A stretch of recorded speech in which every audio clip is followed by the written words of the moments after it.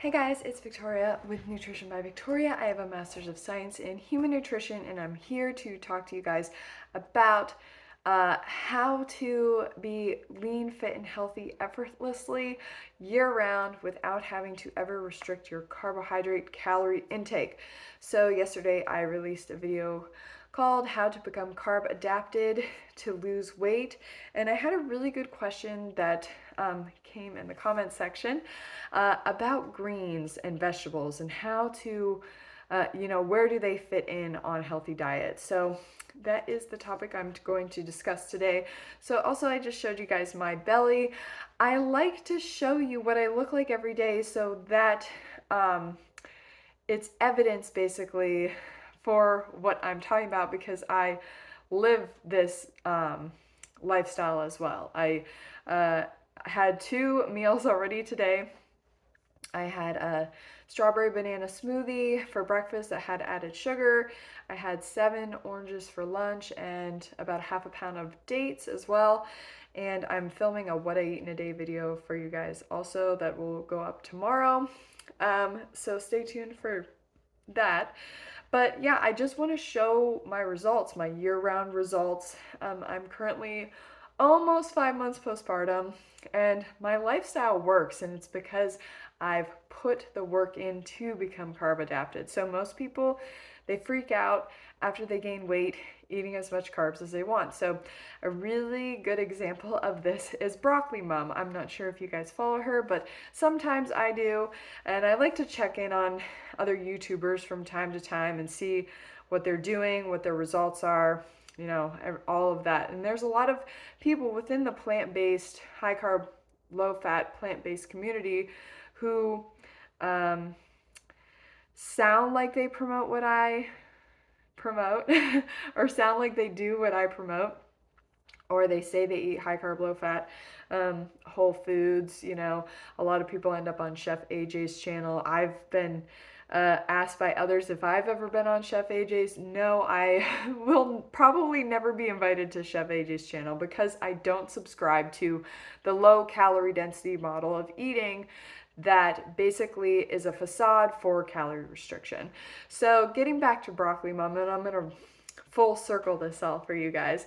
She recently said that she had gained about 10 pounds eating all the dates and maple syrup that she wanted over Christmas break, and because she has a big sweet tooth. So now she's trying to hone in on that sweet tooth and figure out ways to have her cake and eat it too. And she subscribes to the low calorie density model of eating. So basically, she preloads her meals with vegetables, or she'll have a starch meal and she'll include a lot of vegetables in it. And volume wise, there's more vegetables than there is starch. And she does this in order to eat less calories. She is of the belief that in order to lose weight, you need to run a calorie deficit. And she does this by focusing her eating on low calorie density and loading up on vegetables. Eat your vegetables. You'll hear her say this a lot. And I don't have anything personally against Broccoli Mom. I actually think her personality is fantastic. I watch her videos, so there's an element of her content that is intriguing, but I also find it to be a bit neurotic because she's always so focused on low calorie density eating, and she truly believes that this is the way to eat because she has lost a lot of weight eating this way, and that is because of 2 reasons.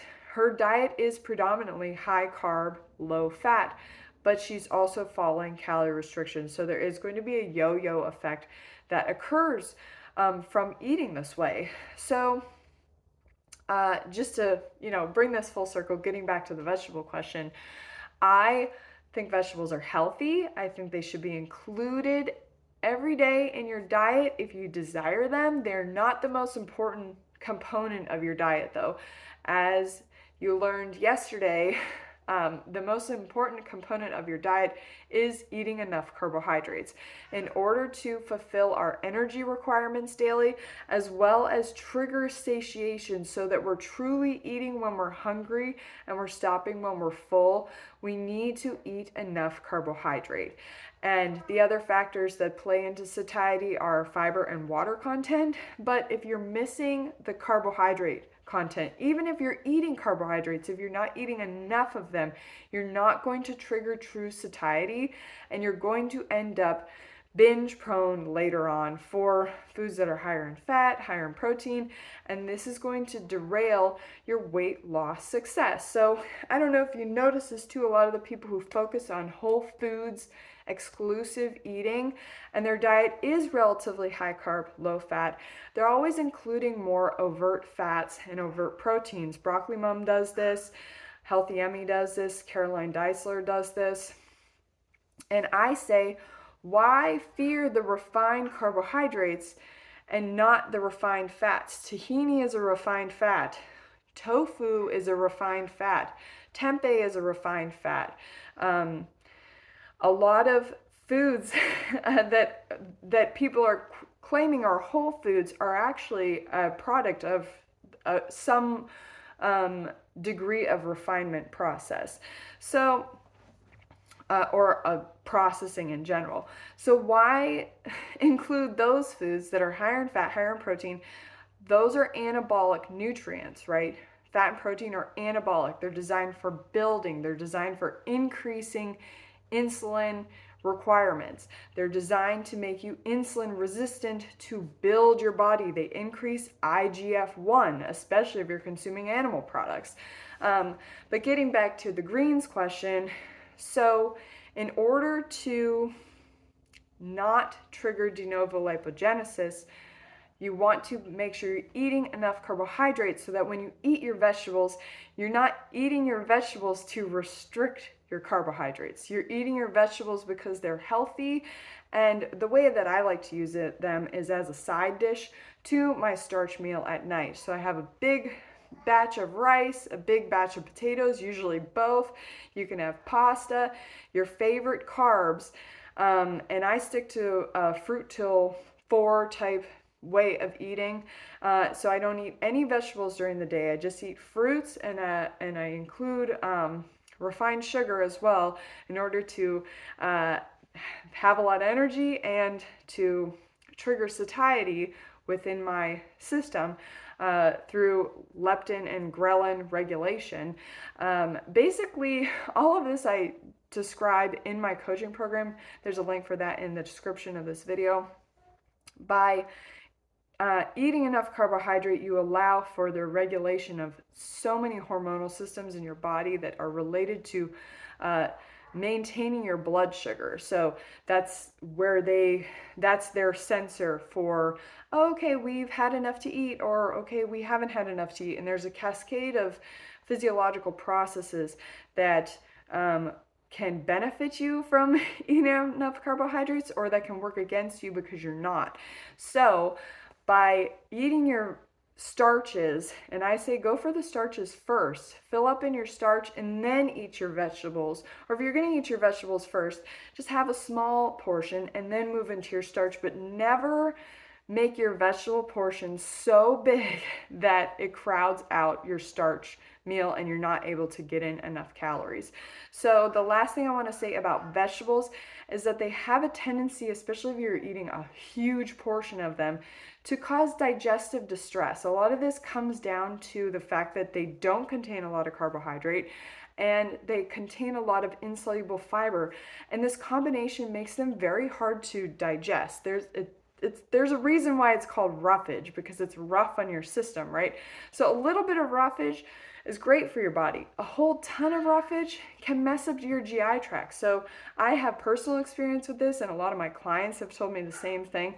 So, have your vegetables, but have your big starch meal with it. And these YouTubers, it's really, the reason why I highlight them is because it's important to identify when they're making claims about weight loss that they're simply using the model of calorie restriction to force weight loss rather than allowing it to happen naturally through a dietary fat deficit. And while keeping your metabolism high and primed for energy burning. So I hope that makes sense. I gotta wrap this video up because the baby's waking up from a nap. Leave any comments or questions down below. This was a great question. I hope that you got enough information out of it to, make the answer very obvious that you should eat a small portion of vegetables for a big portion of carbohydrates through your day. Okay? I'll see you guys next time. Bye.